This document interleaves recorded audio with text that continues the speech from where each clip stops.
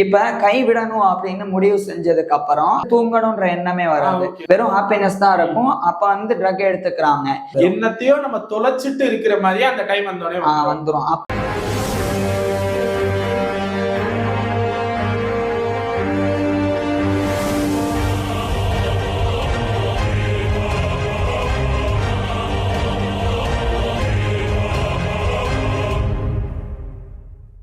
Drug அடிக்ஷன்ல இருந்து எப்படி வெளியே வர்றதுன்னு பாஸ்ட் 2 வீடியோஸ்ல பார்த்தோம்னா அதுலயே சொல்லியிருந்தோம் மொத்தம் 5 ஸ்டெப்ஸ் இருக்குன்ட்டு. இதுல அதுக்கான 3rd ஸ்டெப் என்னன்ட்டு 3rd எபிசோட்ல பார்க்க போறோம். ப்ரோ 3rd ஸ்டெப் என்ன ப்ரோ பண்ணணும்? Behavioural activation. என்ன ப்ரோ?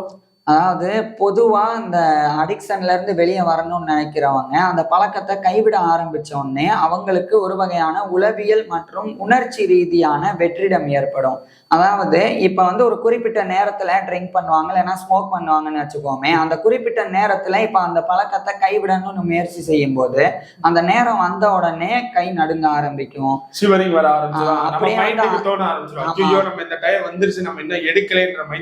அந்த ஒரு எண்ணம் வரும். குறிப்பா சொல்ல போனா நமக்கு ஏதோ மிஸ் ஆகுது அப்படின்ற எண்ணம் வந்து வந்துடும். என்னத்தையோ நம்ம தொலைச்சிட்டு இருக்கிற மாதிரியே அந்த டைம் வந்தோடனே வந்துரும். அப்ப அந்த ஒரு நேரத்துல அந்த ஒரு எண்ணம் வராம இருக்கிறதுக்காக ஒரு வகையான ஹெல்த்தி ஆக்டிவிட்டிஸ்ல ஈடுபடுறதன் மூலமா இந்த ஒரு நிலையில இருந்து வெளியே வர முடியும். ஸோ அப்படி ஈடுபடக்கூடிய ஒரு செயல்முறை தான் இந்த பிஹேவியரல் ஆக்டிவேஷன் அப்படின்றது. ஹெல்த்தி ஆக்டிவிட்டிஸ்னா என்ன ப்ரோ பண்ணணும்? ஃபர்ஸ்ட் வந்து பாசிட்டிவ் என்ஃபோர்ஸ்மெண்ட் பண்ணணும். அதாவது பொதுவாக இந்த ட்ரக் அடிக்ட் ஆனவங்களுக்கு அதை எடுக்கணும் அப்படின்ற எண்ணம் வரும்போது மூளையில வந்து டோபமைன்ற கெமிக்கல் வந்து சுரக்கும். அது சுரந்த உடனே ஒரு வகையான உத்வேகம் கிடைக்கும். இப்ப இன்னும் 1/2 மணி நேரம் கழிச்சு இந்த வேலையை முடிச்சுட்டு போனோம்னா நம்ம போய் ட்ரக் எடுக்க போறோம் அப்படின்ற நினைப்பு வருதுன்னு வைங்களேன். அப்படியே வந்து அவங்களுக்கு அந்த நேரம் பயங்கர ஒரு உற்சாகம் இருக்கும், எக்ஸைட்மெண்ட் இருக்கும். அது காரணமே இந்த டோபமின் அப்படின்ற கெமிக்கல் சுரக்கிறது தான். இப்ப கைவிடணும் அப்படின்னு முடிவு செஞ்சதுக்கு அப்புறம் அந்த பழக்கத்தை விட அந்த டோபமின் வந்து மூளையில சுரக்கவே சுரக்காது. ஏன்னா டோபமின் வந்து அதிகமா இதுக்கு வந்து சுரந்து அதிகமான எக்ஸைட்மெண்ட் வந்து இந்த போதை பழக்கத்தை எடுக்கிறதுக்கு முன்னாடி வந்து இப்ப அடுத்து சில விஷயங்கள் பண்ணும்போது, அதாவது சின்ன சின்ன வகையான சந்தோஷங்கள் கிடைக்கும் போது அந்த டோபமின் அப்படின்ற அந்த கெமிக்கல் சுரக்கவே சுரக்காது. இப்போ இதுலயே ஒரு क्वेश्चन நடுவுல கேக்குறேன். டோபமின்றது ஒரு கெமிக்கல் கரெக்ட்டா? அது வந்து நம்ம உடம்புல சுரக்கிறது நல்லதா கெட்டதா? அது வந்து நல்லதுதான். இப்ப டோபமின் அப்படின்றது மூளையில சுரக்கும் போது அது கெமிக்கல், அது ரத்தத்துல கலக்கும் போது அது வந்து ஹார்மோனா மாறுது. சரி, அப்போ இப்ப நீங்க சொல்றீங்களா ட்ரக்ஸ் எடுக்கையில டோபமின் சுரக்குதுன்ட்டு, அப்போ ட்ரக்ஸ் எடுக்கையில அந்த டோபமின் சுரக்கிறது பாசிட்டிவ் தானே? அது எப்படி தப்புன்னு வருது? ஏன் தப்புன்னு வருதுன்னா, இப்ப ஒரு டோபமின் இருக்குன்னா ஒரு நாளைக்கு வந்து ஒரு குறிப்பிட்ட அளவு வந்து நமக்கு வந்து சுரக்கும். உதாரணத்துக்கு நான் சும்மா சொல்றேன், ஒரு 100 மில்லி சுரக்கும்னு வைங்க. இப்ப இந்த 100 மில்லிய நம்ம பிரிச்சு பயன்படுத்தணும் காலையில இருந்து சாயங்காலம் வரைக்கும். அப்பதான் ஒரு விஷயம் பண்றதுல நமக்கு அந்த ஒரு உத்வேகமே கிடைக்கும். இப்ப ஒரே நேரத்துல டோபமீனை வந்து அட் டைம்ல வந்து ஒரு 100 மில்லியில 90 மில்லிய பயன்படுத்துறோம்னு வைங்க. ட்ரக் அடிக்க போறோம், அப்ப வந்து அந்த டோபமின் சுரக்குது, ஒரு எக்ஸைட்மெண்ட் இருக்குன்னு வைங்க. அந்த நேரத்திலேயே டோபமின் வந்து சுரந்து எல்லா விஷயமும் மறந்துடும். அந்த நேரத்துக்கு வெறும் ஹாப்பினஸ் தான் இருக்கும். அப்ப வந்து ட்ரக் எடுத்துக்கிறாங்க.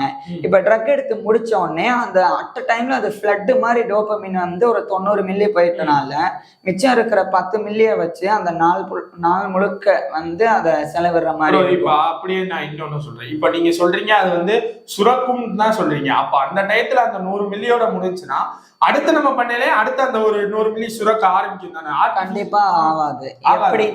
ஆவாது. எப்படின்னா இது சும்மா எச்சி சுரக்கிற மாதிரி கிடையாது. அப்படி சுரக்கிறதுக்கும் இந்த கெமிக்கல் வந்து சுரக்கிறதுக்கும் வித்தியாசம் இருக்கு. ஒரு விஷயம் உங்களுக்கு நடக்கணும்னா, உதாரணத்துக்கு உங்களால வந்து 100 கிலோ வெயிட்ட தூக்க முடியும்னு வைங்களேன். எல்லா நேரத்திலையும் தூக்க முடியுமா? தூக்க முடியாது. அதுக்குன்னு நம்ம வந்து நிறைய சாப்பாடு அதுக்கேற்ற மாதிரி சாப்பிடணும், அதுக்கு ரெடியா இருக்கணும். அப்ப வந்து அந்த 100 கிலோ வெயிட்டை வந்து தூக்க முடியும்னு வைங்க. இப்ப நீங்க அந்த 100 கிலோ வெயிட்டையே ஒரு 5 முறை தூக்கி வச்சிடுறீங்க. உங்களுக்கு எவ்வளவு எனர்ஜி ட்ரெயின் ஆகும்? மொத்தமும் போயிடும். அப்ப உடனடியா அந்த எனர்ஜி மறுபடியும் கிடைக்குமா? கிடைக்கும். அது மாதிரிதான் அந்த டோபமின் கெமிக்கல் சுரக்குது அப்படின்றது எச்சி சுரக்கிற மாதிரி கிடையாது. அது சுரந்து முடிச்ச உடனே கிடைச்சிரும் அப்படின்றது. அது ஒரு நாளைக்கு இவ்வளோன்னு இருந்தா அதுல வந்து நம்ம கரெக்டா பிரிச்சு பயன்படுத்துற மாதிரி இருக்கும். உதாரணத்துக்கு 3 வேளை சாப்பாடை காலையிலேயே சேர்த்து சாப்பிட்றதுனால என்ன பலன்? உடம்புக்கு வியாதியும் ஏற்படும். அதே சமயம் அது நமக்கு பத்தவும் பத்தாது. என்னதான் நம்ம அதிகமா சாப்பிட்டாலும் அந்த முழு நாளுக்கு ஒரு உண்டான டயத்துக்கு மேல பசிக்க ஆரம்பிச்சிடும். கண்டிப்பா ஆரம்பிச்சிடும். ஸோ அந்த மாதிரி தான் இது ஒண்ணு. இன்னொன்னு என்னன்னா, டோபமின் பொறுத்த வரைக்கும் ஒரு விஷயத்துல நீங்க வந்து எக்ஸைட்மெண்ட் வந்து அளவுக்கு மீறி உங்களுக்கு கிடைச்சிருச்சு டோபமின்னா, அதுக்கப்புறம் கம்மியான டோபமின் கிடைக்கும் போது அது ரொம்ப கம்மி மாதிரி தெரியும். நான் இதுக்கு ஏற்கனவே எக்ஸாம்பிள் சொல்லியிருக்கேன். இப்ப நீங்க வேணும்னே சர்க்கரையை வாயில அள்ளி போட்டுட்டு அதுக்கப்புறம் பால் குடிச்சீங்கன்னா, பால்ல சர்க்கரை இருந்தாலும் அந்த இனிப்பு உங்களுக்கு இருக்காது. ஏன்னா நீங்க ஏற்கனவே வெறும் இனிப்பு அதிகமா சாப்பிட்டீங்க. அந்த மாதிரிதான் 90 மில்லி ஃபிளட் மாதிரி வந்து, நான் அளவு வந்து சும்மா உதாரணத்துக்கு தான் சொல்றேன் புரியணுன்றதுக்காக. ஸோ அந்த அளவுக்கு டோபமின் வந்து ஒரே நேரத்துல வந்து உங்களுக்கு வந்து ஒரு எக்ஸைட்மெண்ட்டை கொடுக்கும் போது, அதுக்கப்புறம் அளவு கம்மியா வந்து ஒரு 80 மில்லி 70 மில்லின்னு கிடைச்சா கூட அது உங்களுக்கு பெரிய சந்தோஷமாவே இருக்காது. அதனாலதான் இப்ப ட்ரக் எடுக்கணும்னு நினைக்கும் போது அவ்வளவு டோபமின் சுரந்ததுக்கு அப்புறம் வேற ஏதாவது உங்களுக்கு சந்தோஷமான நிகழ்வு நடந்தா கூட அதுக்கு டோபமின் சுரந்தா கூட இந்த அளவுக்கு சுரக்காம இருக்கும். அப்ப இந்த அளவுக்கு சுரக்காதனாலேயே அந்த ஒரு டோபமின்னால உங்களுக்கு அந்த உத்வேகத்தை கொடுக்க முடியாது. உங்களாலையும் இந்த ஹாப்பினஸையோ அல்லது அந்த ஒரு உத்வேக மோட்டிவேஷனையோ வந்து உணரவும் முடியாது. ஸோ இப்ப டோபமின் அப்படின்றதுதான் வந்து இங்க வேலை பார்க்குது. நம்மளை வந்து ட்ரக் அடிக்ஷன்ல வந்து நம்ம தொடர்ந்து இருக்கிறதுக்கு காரணமா இருக்கு. அப்ப இதுல இருந்து வெளியே வர்றதுக்கு நான் பாசிட்டிவ் ரீஎன்ஃபோர்ஸ்மெண்ட் அப்படின்னு சொன்னேன். அப்படின்னா என்னன்னா, இந்த டோபமினை வேற வகையா வந்து நம்ம கிடைக்கிற மாதிரி வேற வகையா பண்ணாலும் நமக்கு டோபமைன் சுரக்கும். சுரக்கும். அது வந்து எப்படின்னா, இப்ப வந்து எக்ஸசைஸ் பண்றாங்கன்னு வைங்களேன். அப்ப வந்து எக்ஸசைஸ் பண்ண போறோமே அப்படின்ற ஒரு ஹாப்பினஸ் வரும்போது அப்ப டோபமைன் சுரக்கும். அதே மாதிரி ஒரு ஸ்போர்ட்ஸ் ஆக்டிவிட்டியில ஈடுபடுறாங்க, அப்ப வந்து விளையாட போறோம் ஃப்ரெண்ட்ஸோட சேர்ந்து, அப்ப அந்த டோபமைன் வந்து சுரக்கும். இது ஸ்போர்ட்ஸ் மட்டும் இல்லாம ஒரு ஆர்ட்ஸ் ஏதாவது ஒண்ணு வரைகிறோம் அல்லது பாட்டு பாடுறோம், இந்த மாதிரி சுச்சுவேஷன் எல்லாமே வந்து டோபமைன் வந்து சுரக்கும். இப்ப நீங்க சொன்னீங்கல்ல, அதுலயே ஒரு கேள்வி. இப்ப நீங்க வந்து ஆர்ட் வரையில டோபமைன் சுரக்கும், ஓகே. இப்ப ஸ்போர்ட்ஸும் எக்ஸசைஸும் பண்ணல, நீங்க சொல்ல வச்சே நான் கேட்கிறேன். ஒரு நாளைக்கு நம்ம அந்த 5 வாட்டி 100 கிலோ தூக்கணும்னா நமக்கு டயர்ட் ஆயிரும் சொன்னீங்க. அப்போ எக்ஸசைஸோ ஸ்போர்ட்ஸோ பண்ணல நமக்கு உடம்பு டயர்ட் ஆயிடும். அப்ப எப்படி ப்ரோ அந்த டோபமைன் சுரக்கும்? டோபமைன் சுரக்கிறதுக்கும் உடம்பு டயர்ட் ஆகுறதுக்கும் வந்து நீங்க குழப்பிக்க வேணாம். நான் உதாரணத்துக்காக அந்த 100 கிலோ எக்ஸாம்பிள் வந்து சொன்னேன். ஆனா இது எப்படின்னா, இப்ப ஸ்போர்ட்ஸ் ஆக்டிவிட்டியில ஈடுபடும் போது நீங்க ஒரு கிரிக்கெட் ஆடுறீங்கன்னு வைங்க, ஒரு சிக்ஸர் அடிச்சா உங்களை 4 பேர் சுத்தி பாராட்டும் போது ஒரு ஒரு உத்வேகம் கிடைக்குமா? இந்தியன் டீமுக்கு போக வேண்டிய ஆள் இங்க விளையாண்டுகிட்டு இருக்கீங்க, அந்த ஒரு இது சொல்லல எங்கேயோ போயிருமே டோபமைன். அந்த மாதிரி. சோ அந்த மாதிரி அது பாசிட்டிவா உங்களுக்கு டோபமைன் சுரக்குது. அப்ப என்ன நடக்கும்னா, நீங்க அடிக்கடி இந்த பேட் எடுத்து போய் அடிக்கணும், நல்லா ஆடணும்ன்ற வெறி வரும். அப்ப பாசிட்டிவா அந்த டோபமைன் உங்களை வந்து உந்தி தள்ளும். அந்த மாதிரிதான் இப்ப எக்ஸசைஸ் பண்ணும்போது நீங்க எக்ஸசைஸ் பண்ண போறீங்கன்னாலே ஒரு டோபமைன் சுரக்கும். இப்ப ஒரு டவுட் வரும், எக்ஸசைஸ் பண்ணும்போது எப்படி டோபமைன் சுரக்கும்? என்ன எக்ஸசைஸ் பண்றது அப்படின்றதே நிறைய பேர் அதை வேலையா தான் பார்ப்பாங்க. அதை போய் வெயிட் தூக்கணும், உடம்பு வலிக்கும். ஆனா ஒரு சில பேர் இன்ட்ரெஸ்டா பண்றவங்களும் இருக்காங்க. அதே மாதிரி இன்ட்ரெஸ்ட் இல்லாம போய் பண்ணணுமேனு பண்றாங்க. ஆனா இங்க என்ன நடக்கும்னா, நீங்க கொஞ்ச நாள் பண்ண ஒரு வாரம் பண்ண உங்க உடல் வாகு மாறிட்டே வரும். நீங்க கண்ணாடியை பார்த்து வெயிட் தூக்கும் போது நம்மளால எவ்வளவு வெயிட் தூக்க முடியுது, நம்ம உடம்பு மாறுது, நம்ம ஆரோக்கியமா எதையோ பண்ணிட்டு இருக்கோம் அப்படின்ற சிந்தனை வரும், நமக்கே ஒரு கான்பிடன்ட் வரும். அந்த நேரத்துல யாராவது வந்து உடம்புலாம் மாறிடுச்சு அப்படி சொல்லிட்டாங்கன்னா அந்த உத்வேகம் என்ன ஆயிரும்னா, இனிமே நம்ம வந்து தொடர்ச்சியா ஜிம்முக்கு போகணும், தொடர்ந்து வந்து பண்ணணும் அப்படின்ற எண்ணம் வந்துடும். அப்ப ஜிம்முக்கு போகணும் அப்படின்னாலே உங்களுக்கு 2 விஷயம் தோண ஆரம்பிச்சிடும். ஒண்ணு, நம்ம அழகு கூடுது, இன்னொன்னு ஆரோக்கியமும் கூடுது. ஸோ 2 விஷயங்கள் உங்களுக்கு சேர்த்து கிடைக்குது. இன்னொரு பக்கம் வந்து நம்ம ட்ரக்கையும் எடுத்துக்கிறது இல்லை, அந்த நேரத்தை இதுக்கு வந்து செலவழிக்கிறோம். அதாவது ஒரு 6 மணி 7 மணி ஆனா வந்து ட்ரக் பண்ணுவாங்கன்னா, அதுக்கு பதிலாக ஜிம்முக்கு போகும்போது உங்க மனசு எப்படி தோண ஆரம்பிச்சிடும்னா, நம்ம இதுக்கு முன்னாடி வந்து ட்ரக் எடுத்துக்கிட்டோம், அது தற்காலிகமான ஒரு சந்தோஷத்தை கொடுக்கும், அதே சமயம் அது எடுத்துக்கிட்டா உடம்புக்கு கேடு. ஆனா இது நம்ம பண்றதன் மூலமா நம்ம உடம்பும் அழகாகுது, ஆரோக்கியமாவும் நம்ம மாறிட்டு இருக்கோம் அப்படின்ற அந்த உத்வேகம் கிடைக்கும். பிளஸ் நம்ம கெட்ட பழக்கம் எதையுமே பண்றது இல்லை அப்படின்ற எண்ணமும் வரும். அப்ப அது ரொம்ப பாசிட்டிவா ஆயிரும். அதனாலயே நீங்க வந்து அந்த 6-7 மணி ஆயிருச்சுன்னா ஜிம்முக்கு போகணும் அப்படின்ற எண்ணம் ஆட்டோமேட்டிக்கா வரும். அதுதான் வந்து டோபமைன் வந்து பாசிட்டிவா நம்ம ரீஎன்ஃபோர்ஸ் பண்ணி சுரக்க வைக்கிறது. ஸோ இப்படி நம்ம பண்றதன் மூலமா நம்ம உடம்பும் ஆரோக்கியம், அழகும் கூடும், அந்த ட்ரக் அடிக்ட்ல இருந்து நம்மளால வந்து வெளியே வரவும் முடியும். இன்னும் ஒண்ணு ப்ரோ, இப்போ நீங்க சொல்றீங்கல்ல இப்படி போலான்ட்டு, ஒருவேளை வீடியோ கேம்ஸ் விளையாடுறதுனால பாசிட்டிவா? ஏன்னா விளையாடுறது ஒருவேளை எல்லாம் ஓகே விளையாடுறாங்க, இப்போ நைட்டு வந்து நம்மளால வெளியே விளையாட முடியாது, ஜிம் போக முடியாது. அந்த டைத்துல ஒரு வீடியோ கேம்ஸோ போன்ல கேம் விளையாடுறோம்னா அதுக்கு எதுவும் எல்லாமே வந்து ஒரு அளவு தான். இப்ப நீங்க வந்து வீடியோ கேம்ஸ் ஆடுறது அப்படின்றது ஒரு பக்கம் வந்து நல்லதும் இருக்கு, இன்னொரு பக்கம் அதனால நிறைய விளைவுகளும் இருக்கு. இப்ப உதாரணத்துக்கு நீங்க கொஞ்ச நேரம், இப்ப வந்து நைட் ஆயிருச்சு, ஒரு கொஞ்ச நேரம் வந்து நான் வீடியோ கேம் ஆடலாம், ஏன்னா வெளியே போனா விளையாடுறதுக்கு யாரும் இல்லை, அந்த மாதிரி இருக்கும்போது அதை பண்ணலாமான்னா பண்ணக்கூடாது. ஏன் பண்ணக்கூடாதுன்னா, தூங்குறதுக்கு முன்னாடி எப்பவுமே கையில எந்த ஒரு டிவைஸும் இருக்கக்கூடாது, குறிப்பா மொபைல்.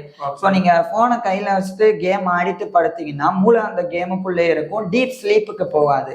டீப் ஸ்லீப் போலன்னா நீங்க நல்லா தான் தூங்கி இருப்பீங்க, ஆனா மூளை முழுசா தூங்கி இருக்காது, நிறைய கனவுகளை அதனாலதானா ப்ரோ இப்போ நம்ம தூங்கி எனக்கு இந்த ப்ராப்ளம் இருக்கு, இது அதனால நான் கேட்கல. தூங்குறோம் நம்ம, ஆனா தூங்கல நமக்கு என்னமோ படம் பாக்குற மாதிரி பட கதை வரும், இல்ல என்னென்னமோ கதை வருதா, அது அதனாலதானா? ஆமா, உங்க மூளை எப்ப டீப் ஸ்லீப்புக்கு போகுதோ, மூளையும் எப்ப நம்ம கூட சேர்ந்து அந்த உறக்க நிலைக்கு போகுதோ, அப்ப தேவையில்லாத கனவுகள், தேவையில்லாத அபிலாசைகள்லாம் வராது. அப்ப முழுசா நீங்க தூங்கி அது ஒரு 5-6 மணி நேரம் கழிச்சு நீங்க எந்திரிக்கும் போது ரொம்ப ஃப்ரெஷ்ஷா இருக்கும். இப்ப நீங்க இதை எப்ப உணர்ந்திருக்க முடியும்னா, நீங்க ஃப்ரெண்ட்ஸ் கூடயோ அல்லது ஃபேமிலி கூடயோ எங்கேயாவது வெளியே போயிருங்கன்னு வைங்க, டூர், பயங்கரமா டயர்ட் ஆயிருப்பீங்க. அந்த டயர்ட்ல வந்து உங்களுக்கு போன் எல்லாம் எடுக்க தோணாது, சைலண்ட்ல போட தோணாது, அப்படியே தூக்கி போட்டு படுத்துருவோம், ட்ரெஸ்ஸை கூட பார்க்காம.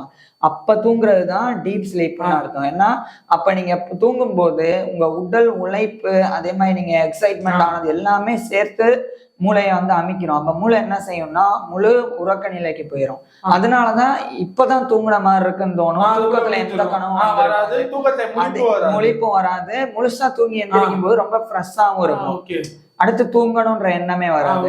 இப்ப இன்றைய காலத்துல இந்த மாதிரி யாருக்குமே வர்றதே இல்லை. இதை நம்ம தனியா போன் அடிக்ஷன் பத்தி பேசும்போது பேசுவோம். இருந்தாலும் நீங்க கேட்டனால சொல்றேன், வீடியோ கேம் ஆடக்கூடாது, அதுவும் குறிப்பா தூங்குறதுக்கு முன்னாடி. அதுக்கு முன்னாடி இப்ப ஒரு மதிய டைம் எந்த வேலையும் இல்லை, அப்போ ஒரு 1/2 hour ஒரு 15 minutes இந்த மாதிரி ஆடுறது தப்பு ஒன்றும் கிடையாது. அது அளவுக்கு மீறும் போது, நேரங்காலம் இல்லாம போகும்போதுதான் அது வந்து தப்பாகும். சரி ப்ரோ, அப்போ நைட்டு ஒரு சில பேர் ட்ரிங்க்ஸ் எடுப்பாங்கல்ல, ட்ரக்ஸ் எடுப்பாங்கல்ல, அப்ப அவங்க நைட் அதுல இருந்து வெளியே வரணும், அப்பனா மைண்ட் எந்த விஷயத்துல போய் டைவர்ட் ஆகலாம்? எந்த விஷயத்துல ஆகலாம்னா டீப் பிரீத்திங், நல்லா மூச்சு பயிற்சி செய்யலாம். தூக்கம் வர்றதுக்கே இந்த காலத்துல எல்லாம் நிறைய மூச்சு பயிற்சி இருக்கு, யோகா இருக்கு. இது மாதிரி ஆக்டிவிட்டிஸ் எல்லாமே வந்து ரொம்ப ஹெல்த்தியான ஆக்ஷன்ஸ். இதெல்லாம் பண்ணும்போது நமக்கு நாமே சொல்லிக்கணும், நம்ம ட்ரிங்க் பண்ணியிருந்தோம்னா இன்னைக்கு வந்து நம்ம நச்சுத்தன்மையா இந்த பயாலஜிக்கல் டாக்ஸினா நமக்குள்ள ஏற்றிருப்போம். ஆனா இப்ப நம்ம யோகா பண்றனாலயோ பிரீத்திங் பண்றனாலயோ, அதாவது உட்கார்ந்த இடத்துல இருந்து பண்றனால நம்ம மனசு, நம்ம உடல், நம்ம நரம்பு எல்லாமே ஆரோக்கியமாகுது, நம்ம வாழ்நாள் கூட போகுது. ஸோ இதை வந்து மனசுல நினைச்சிட்டு அதை பண்ண ஆரம்பிக்கும் போது கொஞ்சம் கொஞ்சமா அந்த அடிக்ஷன்ல இருந்து வெளியே வந்துடலாம். இது தேர்ட் ஸ்டெப். தேர்ட் ஸ்டெப்ல இது ஒண்ணு. இன்னொன்னு, அதாவது நான் பிஹேவியரல் ஆக்டிவேஷன் அப்படின்னு சொன்னேன். அந்த பிஹேவியரல் ஆக்டிவேஷன்ல 2 பகுதி இருக்கு. அதுல முதல் சொன்னது பாசிட்டிவ் ரீஎன்ஃபோர்ஸ்மெண்ட், அதாவது நேச்சுரல் ஹைஸ், நம்மளுடைய மூளையில வந்து டோபமின் வந்து இயற்கையாவே நம்ம வேறு வகையா சுரக்க வைக்கிறதுக்கு இது பண்றது. 2வது பண்ண வேண்டியது என்னன்னா இன்க்ரிமெண்டல் கோல் செட்டிங். அதாவது இப்ப விடணும்னு முயற்சி செஞ்சவங்க வாழ்நாள் முழுக்க இனி நம்ம தொடர போறது இல்லைன்னு நினைக்க கூடாது. அப்படி நினைச்சா அது ரொம்ப மனசுக்கு பாரமா இருக்கும், ஒரு பதற்றம் வரும். ஐயோ இது நம்மளால முடியுமா, அவ்வளவு நாள்ல முடியுமான்ற எண்ணம் வந்து சரி இன்னைக்கு ஒரு நாள் எடுத்துப்போம் அப்படின்னு சொல்லி எடுத்துக்குவோம். அப்ப நம்ம என்ன பண்ணணும்னா சின்ன சின்னதா செட் பண்ணணும். இன்னைக்கு ஒரு நாள் முழுக்க நான் குடிக்க போறது இல்லை, நான் சுத்தமா இருக்க போறேன், என் உடம்புக்கு எந்த விதமான பாதிப்பையும் நான் ஏற்படுத்த போறது கிடையாது, அதை வந்து முடிவு செய்யணும். அப்ப இன்னைக்கு ஒரு நாள் நீங்க உண்மையிலே இருந்துட்டீங்கன்னா அடுத்த நாள் எப்படி தோணும்னா நம்மளால முடியுது, அப்ப நம்ம வேணாம்னா நம்ம அதை தொடாம இருக்க முடியுது, அப்ப இன்னொரு 2 நாள் நம்ம வந்து தொடாம இருந்து கான்பிடன்ட் வரும் ஒண்ணு. இன்னொன்னு வந்து மைக்ரோவா இருக்கும்போது, அதாவது அந்த கோல் செட்டிங் வந்து ரொம்ப சின்னதா இருக்கும்போது நீங்க அதை அச்சீவ் பண்ணவே உங்களுக்கு டோபமின் சுரக்கும். அப்ப நம்மளால முடியுது, அப்ப நம்மளும் அதுல இருந்து வெளியே வர முடியும், நம்மளால மத்தவங்களுக்கும் வந்து எந்த பாதிப்பும் இல்லை, நம்ம ஃபேமிலிக்கும். அப்ப உங்க ஃபேமிலியும் எப்படி பழக ஆரம்பிச்சிருவாங்கன்னா பரவாயில்ல, ட்ரக் எல்லாம் எடுக்காம இருக்கும்போது அவங்களும் உங்க கூட பழகும் போது, ஃபேமிலி கூட டைம் ஸ்பெண்ட் பண்ணும்போது இன்னும் நீங்க வந்து நல்ல விஷயங்களை வந்து அனுபவிக்க முடியும்.